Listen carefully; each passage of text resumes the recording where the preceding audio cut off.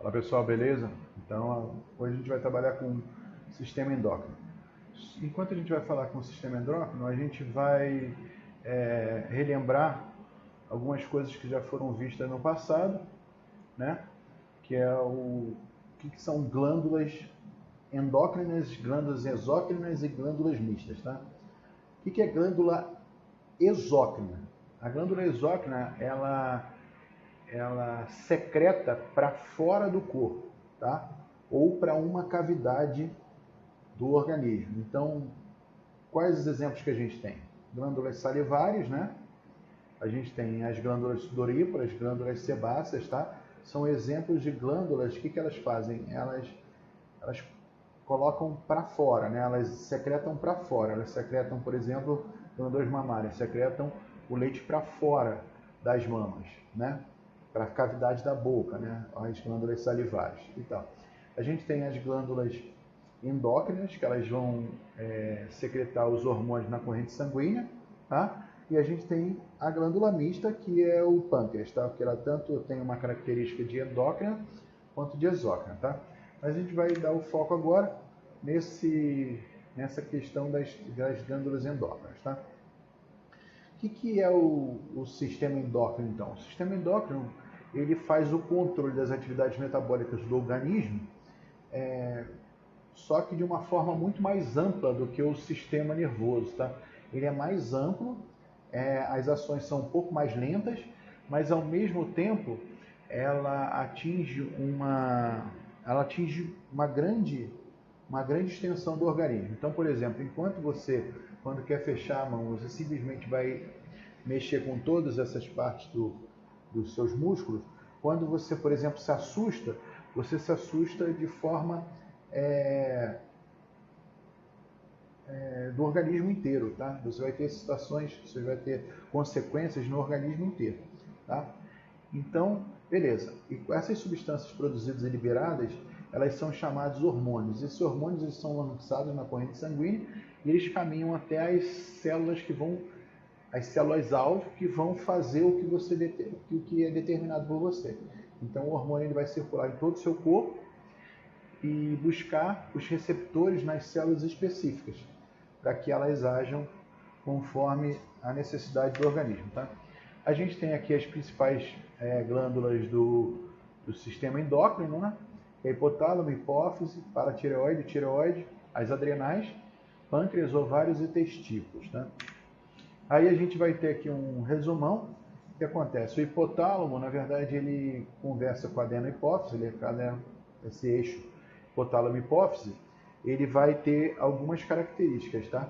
Essas características, elas vão estar aqui nesse quadrinho relacionado, tá? Então, ó, o TRH, o hormônio produzido pelo hipotálamo, TRH, ele vai estimular o TSH, o CRH, o ACTH, o GHRH, o GH, o GNRH, o LH e o FSH nas gônadas. E o fator PIF na prolactina, tá? Que está relacionada à produção do leite. Mas fiquem calmos, que isso aí a gente vai falar aos poucos, com calma, cada um deles, tá? Então aqui eu preciso mostrar para vocês o hipotálamo estaria aqui em cima. E aqui a gente tem a neurohipófise, né? E a gente tem do outro lado a adenohipófise, tá? A neurohipófise ela vai estar relacionada principalmente com a produção desses dois hormônios, o ADH e a ocitocina, tá? Que a gente também vai falar mais adiante, tá? E a adenohipófise vai estar relacionada à maioria desses hormônios que a gente vai trabalhar agora, tá? Então o que acontece?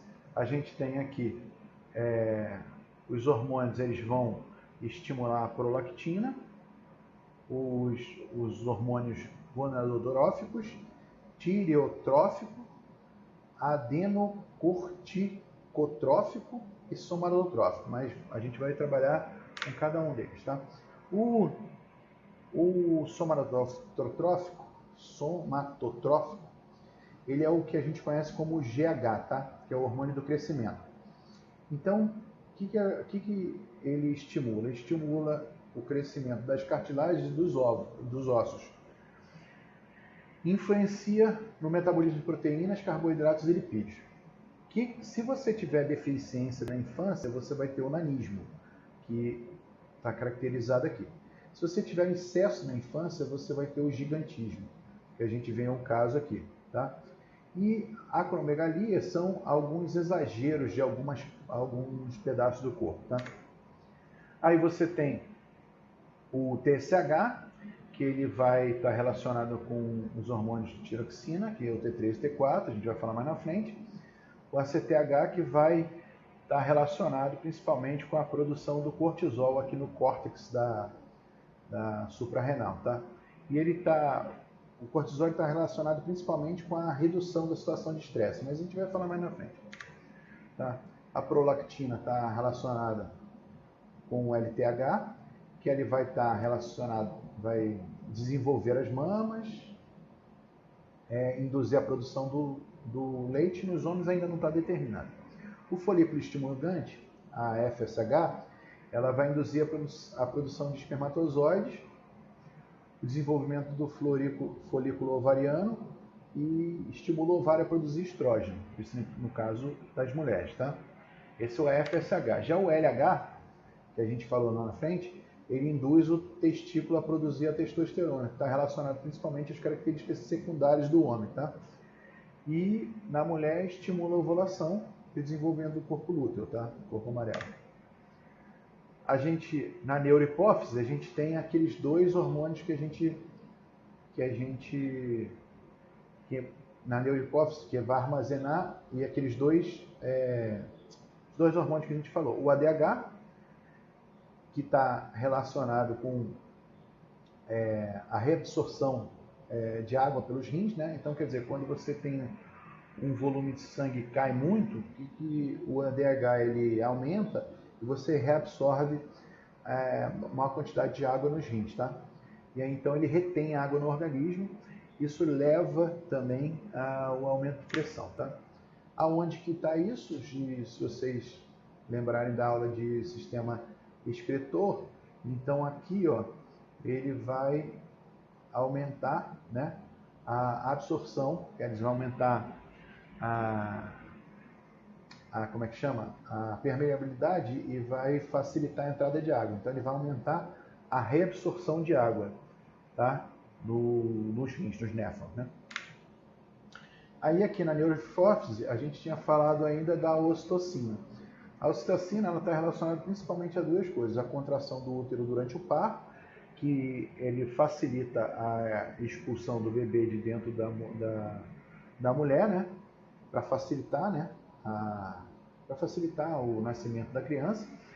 E também ela ajuda a contrair a musculatura lisa das glândulas mamárias, ejetando o leite, né, para facilitar expelir o leite para o bebê mamar. E qual que é o estímulo para a liberação da ocitocina? Está relacionado principalmente à sucção da mama pelo bebê, tá, ok? A gente tem aqui, como eu falei, os hormônios, né, o TSH lá, que vai estimular a tireoide a produzir os dois principais hormônios, que é o T3 e T4. Lembrando que muita gente erroneamente fala que eu tenho tireoide, eu não tenho tireoide. Todos temos tireoide. Algumas pessoas ela não funciona de forma equilibrada, organizada. E aí muita gente alega que tem tireoide, precisa fazer tratamento, tá? E aí o que a tireoide está relacionada? A tireoide está relacionada ao metabolismo energético e as taxas de respiração celular. Então, automaticamente, ela está relacionada com a velocidade do metabolismo, tá? Então, se você tem um excesso de T3 e T4, o que vai acontecer? Você vai ter um fenômeno chamado hipertiroidismo, tá? O hipertiroidismo está caracterizado por isso aqui, ó: hiperatividade, com bastante calor e sudorese, perda de peso, né, porque você tem um gasto excessivo de energia, aquele pessoal que se alimenta, come muito, mas não engorda, né? Muito nervosismo, né? Exotalmia, que é os olhos arregalados, no caso é mais grave, e o bócio, no caso que você tenha um problema na formação desse T3 e T4, né? Está relacionado principalmente a ausência de iodo, só que para evitar o bócio, né, você teve a adição do iodo no sal de cozinha. Então, o sal de cozinha da gente é um chamado sal iodado, tá? Aqui a gente tem a exotoftalmia, tá? Do hipertiroidismo, e a gente tem aqui o bócio, tá vendo? Esse bócio, ele em certos casos, ele reduz-se, tá?